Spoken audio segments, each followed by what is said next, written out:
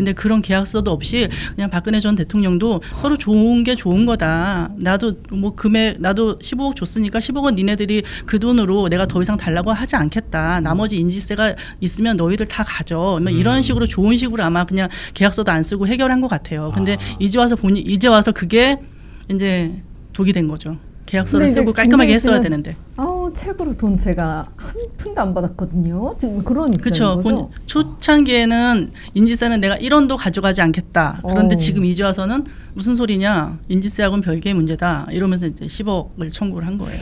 지금 저는 얼핏 든 생각에 이런 식으로 얼마를 책을 팔았는지 그 답이 안 나온다면 교보문고 그다음에 예스24 다 털어가지고 몇 건 팔았는지 그 증거 자료를 아니 이게 할 수 있을 거라 생각했는데 지금 노블 3890님이 나도 몇 건을 샀다라고 하시면서 그때 걔들이 교보문고에 주문하면 돈 안 남으니까 자기들 사이트에서 주문하라고 했던 기억이 난다. 그럼 이거는 수익률이 어마무시한 거예요. 그렇네. 그러니까 서점 측이 떼는 것도 없이 그냥 직거래로 많이 그렇죠. 샀다면 서점이 거의 40에서 50% 가져가거든요. 근데 그것도 없이 그냥 가로세고 다 가져갔다 그 말이 되는. 그러면 사실 한 권 생각 팔아서 못했네. 생각되는 추정되는 수익보다 가세현이 조금 더 많이 수익을 남겼을 수가 있는 상황인데.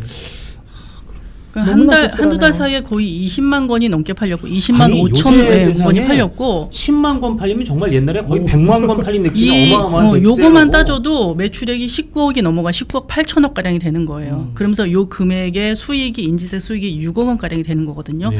그러면은 지금까지 팔린 책에 비하면은 인지세는 10억이 넘을 수도 있다고 저희는 생각할 수 있어요. 그럼요. 그렇죠. 네. 자. 그런데 그 책의 저작권은 도대체 누가 갖고 있는 것인지 그 책의 내용을 보면 좀 더 선명해지는 것 같고요. 좀 가슴이 먹먹해지는 그런 느낌마저 들어요. 이게 바로 옥중에서 친필로 쓴 편지잖아요. 저희 자료 혹시 있나요? 네. 내용을 어떤 내용이 담겼는지 저희가 봤는데요. 이준호 대변인 박근혜 대통령이 이렇게 직접 그 지지자분들과 팬으로 쓰면서 소통한 내용이죠. 네, 맞습니다. 소개해 주신 감사합니다. 주고 받은 편지를 이제 모아가지고 이제 그 책으로 엮은 건데 이게 전면 칼라판으로 했다고 그럽니다. 네. 지금 신제 친필 같은데 저게. 그렇죠. 친필로 했던 내용인데 잠깐 내용을 좀 읽어드릴까요? 네. 이처럼 사랑이 담겨 있는 편지를 받을 수 있는 저는 어쩌면 행복한 사람인지도 모르겠습니다. 저는 단 한순간도 이 나라를 저버렸다고 생각해 본 적이 없었습니다. 때로는 극한의 고통과 아픔도 겪었지만 제게 주어진 삶을 국민과 대한민국을 위해 살아가겠다는 신념으로 자신을 다지곤 했습니다. 정말이지 단 한 번도 소소한 행복을 느낄 시간이 없었던 것 같습니다. 하지만 그것도 제가 짊어져야 할 운명이라고 생각합니다. 저는 아직도 대한민국을 사랑하고 있고 앞으로도 우리 국민들을 사랑할 것입니다. 얕은 꾀로 환심사려 하면 집토끼 가출할 것입니다. 뭐 이런 내용들이 되겠습니다. 그러니까 아무리 봐도 저 책의 에센스, 정신은 박근혜 대통령이 다 소유하고 있다. 그렇죠. 네. 에테르는 다 박근혜 대통령이 김세희 씨가 돈을 가져가야 될 이유는 없는 것 같은데 정말 그러니까 가져갔더라도 그 10억 남은 그 채권 채무 쪽을 이걸로 상계한다.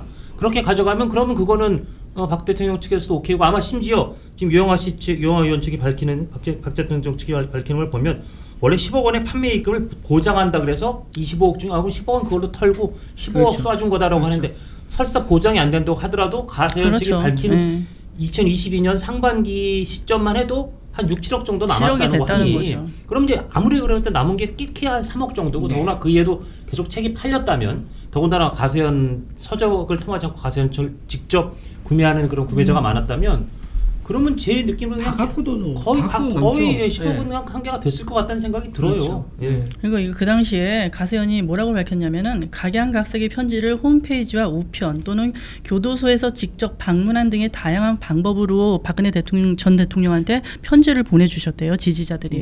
그래서 166편의 편지를 이 책에 담아봤다 이렇게 얘기를 하고 있어요. 그러면은 당연히 저작권자는 박근혜 전 대통령이고 거기에 대한 인지세는 박 전 대통령의 소유로 봐야 되고 거기서 뭐 일부 비용이 남았다면 그거는 가세현이 가져갈 수 있죠. 근데 인지세에 대해서는 만약에 가세현이 돌려주지 않았다면 그거는 돌려줘야 될 채무인 거죠. 인세가 그렇죠. 인세 부분은 근데 설사 그 인세를 그냥 저 빚으로 털었다고 하면 어쨌든 그렇죠.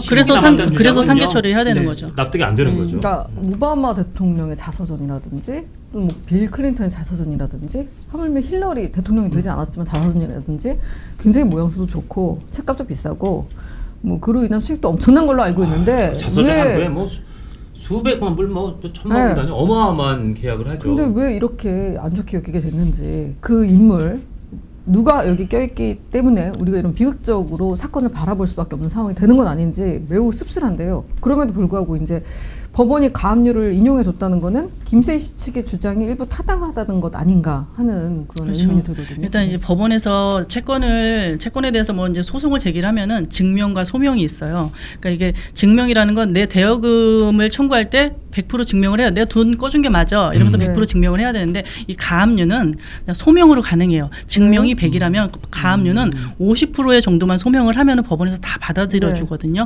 그러니까 이제 일부 이 김세희 씨 측에서 제출한 자료만 보고 법원이 판단을 해요. 그래서 그러다 보면은 박 전 대통령이 25억을 빌린 거 맞고 15억만 갚은 거 맞고 그것만 보면은 사실 맞거든요. 10억을 변제 안 했잖아요. 근데 김세희 씨는 이 인지세에 대한 부분은 얘기를 안 한 거예요. 그러다 보니까 이제 가압류가 인용이 됐을 것 같고 근데 실제로 여기서 김세희 씨의 입장을 보면 여기서 뭐라 그랬냐면은 오히려 가세연이 이용을 당했다 이제 와서 자기네가 책을 주도적으로 출판을 해놓고 오히려 가세연이 이용을 당한 것이라면서 판매 이익금 10억 원을 사저 매입비용으로 변제하겠다고 약속한 적이 없다. 물론 구두니까 약속한 적이 없다 이러면서 딴소리를 하는 거죠. 저 구두로 약속한 적이 없다고 하는데 구두로 약속한 적이 아까 우리 없다. 큐피디님이 띄워주신 김세희 씨 SNS 좀 볼게요.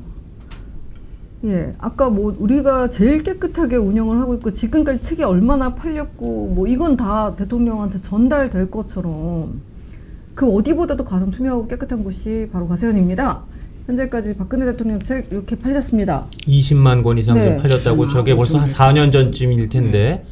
근데 이제 김세희 씨 측은 아마 사저 매입 비용으로 변제하겠다고 약속하지 않은 이게 상계 처리 안 하겠다 뭐 이런 취지의 주장 같아요. 아니 그러면 상계 처리 안 하면 그 돈에 따른 인세를 박근혜 대통령이 줘야죠. 별도 그건 별개의 문제다 이러는데 또 이 부분에 대해서 뒤에서 또 검토를 하겠지만 이 부분에 대해서도 소송을 하겠다 지금 이러고 있거든요. 그래서 진실 게임이 뭔지 모르겠어요. 저희가 물론 기본적으로는 이런 소송이 진행될 땐 중립기호 받고 어느 쪽 의견이 딱 맞다고 저희가 한편 손을 확 들어드릴 수는 없는데 그러나 계속 말씀드리지만 김세희 씨가 그 전에 얘기했던 내용과 지금 나오는 입장이 너무 다르기는 해요. 180도 달라진 것 같아서 그 부분은 참 보기에 조금 보기 안쓰럽거나 보기 안타깝다는 생각은 분명히 듭니다. 그 대변인, 예. 아니, 그리고 이제 어제도 저희가 해설해 드렸지만 저 가압류에 대해서 하나만 더 말씀드리면 현금성 자산이라든지 그런 동산에 대해서 가압류는 조금 더 법원이 엄격하게 본답니다. 왜냐하면 이게 그 현금성 자산을 묶여버리면 당장 돈을 빼서 쓸 수도 없고 하니까. 근데 저렇게 부동산의 경우는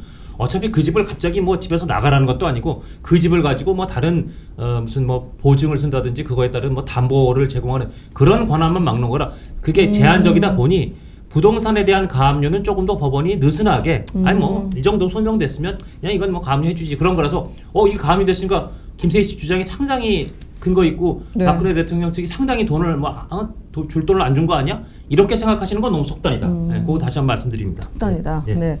이 영상이 마음에 드셨다면 압도적인 좋아요와 구독, 알림 설정 부탁드립니다.